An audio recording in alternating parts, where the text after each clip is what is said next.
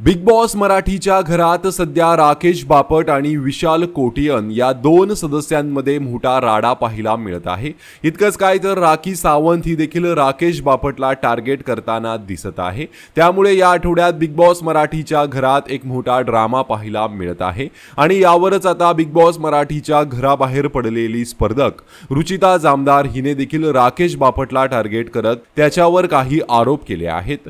रुचिता म्हणाली, सगळ्यांनी एपिसोड पाहिले, हारल्यानंतर इगो हार्ट झाल्यानंतर असे कित्येकदा अंगावर आले आहेत।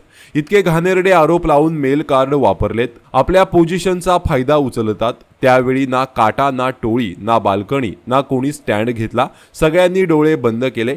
तो ज्या प्रकारे आक्रमक होतो म्हणजेच राकेश बापट, मी निगेटिव्ह असेन किंवा पॉझिटिव्ह, पण तुमच्या माहितीसाठी सांगते, माझ्यासोबत जेव्हा हे घडलं तेव्हा अख्ख्या महाराष्ट्राने पाहिलं होतं।